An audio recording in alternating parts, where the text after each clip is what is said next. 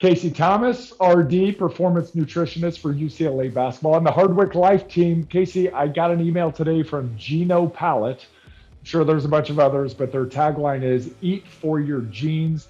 They tie into 23andMe, and it's like a $40 buy-on. And it seems like I've heard a lot about this now, eating for my genotype. What does eating for my genes mean, and should I be doing it?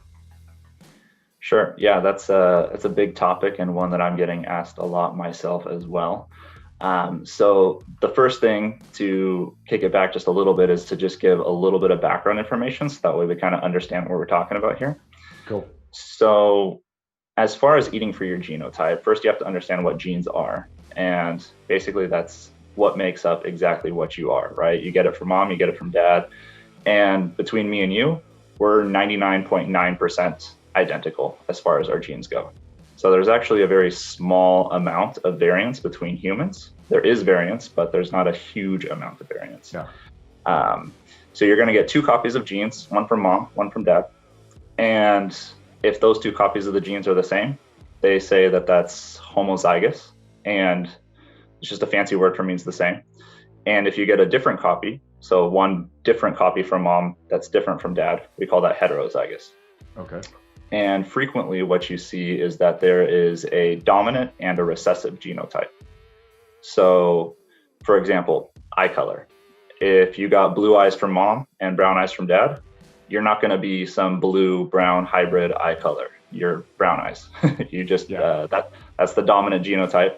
So typically there's one dominant and one recessive, and that shows its way across all of our genes. Okay. Now, genetic variance is a good thing. If every human was a clone, evolution would not exist. This is a way for us to have good genes that get passed on and bad genes that kind of get weeded out. Okay. And so getting back to the question, should we be eating to our genotype? This question kind of presupposes that we have specific genes that are keyed in maybe to specific foods. But that's not true. And that's what I see a lot of companies making claims for. Like we don't have a gene that's like, okay, this is for bananas, or this is for a chicken, or this is for, whatever. We don't have a gene like that. Okay. And I'll be the first to say that actually I, do make money because I have sold like nutrigenomic assessments to people. So I'm speaking very candidly. The evidence just isn't there yet to prescribe a specific diet based off of genes alone. And that's kind of the punchline. Anyone who makes that claim that says that they can prescribe you a specific diet off of a simple genetic test is outright lying. Gotcha. The recommendations that they will make are usually generic that could be applied to everyone. So for example, one test might say, oh, you should eat more carrots. Okay, but who are we telling to not eat carrots? That could, Right. that can literally be applied to everyone. It's like a psychic reading. Yeah, exactly. And so what I will say is it is a very fascinating field though, and the technology is improving.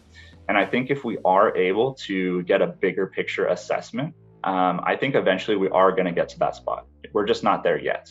Okay. So I think, if we take into consider things like, epigenetic modifiers, your gut microbiome, how the different pieces of your physiology are all interacting, if we can get all of that data and, we're kind of moving that direction, I think we really can get to the point where we say, hey, this diet is really what is best for you.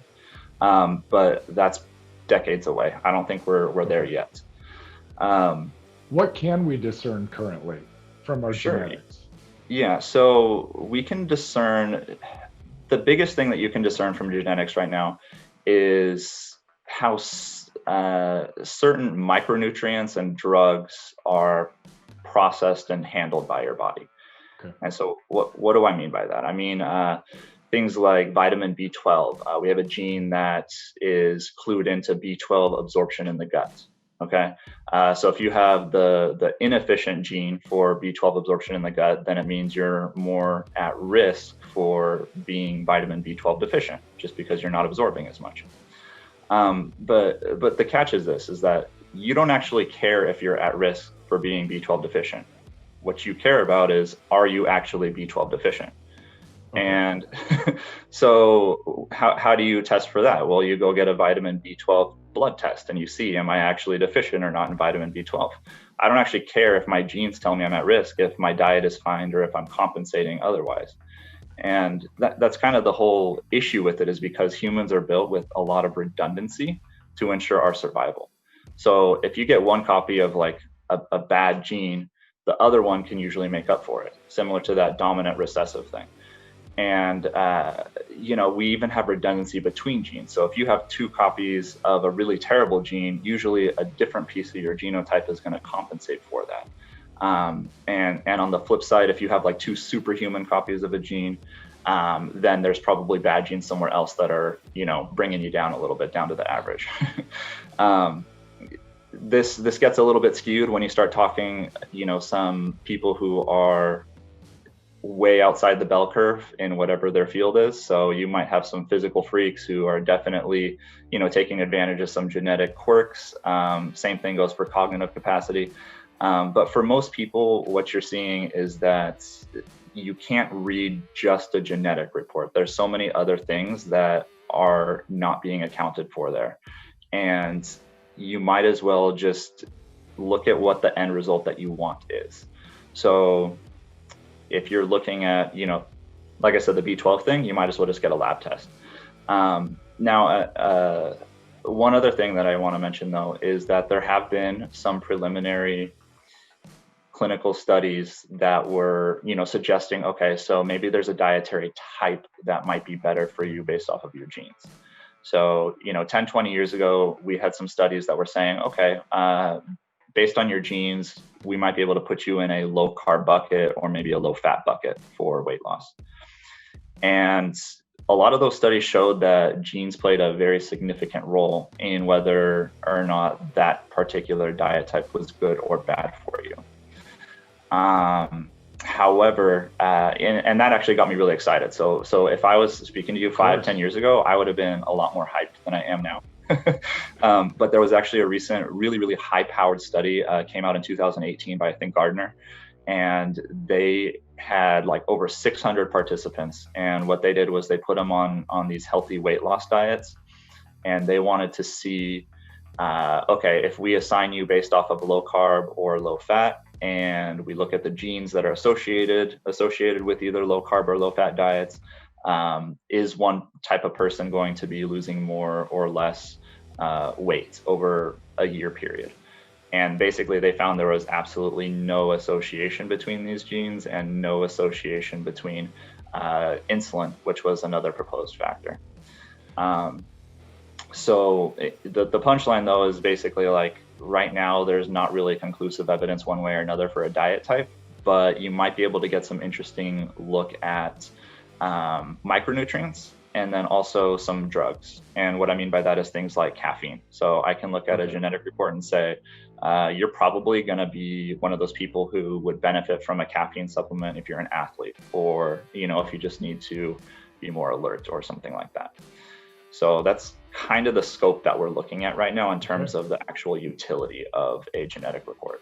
Yeah, that's interesting. I'm looking at my 23andMe report currently, and I am likely to consume more caffeine, which I do feel like I operate better on higher levels of caffeine, but I also feel like I process it quickly.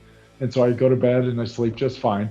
But this is to kind of we'll throw a general statement out there, and it works for most everybody, regardless of genotype, is people with your genetic result tend to have a similar BMI on diets with greater or less than 22 grams of saturated fat per day, as long as they consume the same number of total calories. Right. Calories in, calories out. It's a balance. And then it does go on and it says, however, diets high in saturated fat have been associated with increased LDL cholesterol, which is a risk factor for heart disease. They're not really giving you any novel information. It's consume saturated fat in moderation. And as long as you're consuming the same number of calories, everything's going to be the same. I would guess that they're putting that on almost everybody's report card. Yeah, I've seen a lot of these reports from a lot of different companies, and 99% of what they throw on there is very generic based, just like that. And it's like, this could easily apply to anyone. It's like, oh, you should be exercising. Really? Who are we telling not to exercise? You know? Yeah. So yeah. One thing that I will say though, which is more theoretical, but I do think there's some truth to it, is it doesn't need the 23andMe report to do it, but I've done the 23andMe report, like I said, and I've given these reports to other people as well. But if you just look to your ancestors, like if you go way back, and not just like your 23andMe, but you're like, okay, so for me, I'm like Scandinavian / like European, basically. Right. You look to your ancestors and you look at what the local food was available to them. That's probably similar to what is ideal for you. And there's a little bit of evidence to suggest that, depending on where your lineage comes from, that, the local foods there are probably going to be in line with what your physiology wants. But that's a very broad strokes generality, and a lot of people are not going to fit into that bucket, but some people might want to start there. But it is great common sense, and it does make sense. Yeah. A lot. Yes. Casey, thanks so much, buddy. Of course. Anytime. I love it. Hey, to everybody out there, we're both here to help. Reach out with any questions you have. Casey, are you cool if I give your email? Of course. Yeah. I love this stuff. Caseythomasrd@gmail.com, and I'm Nick@nickhardwick.com. Reach out to either one of us. We'd love to help. Thank you, guys.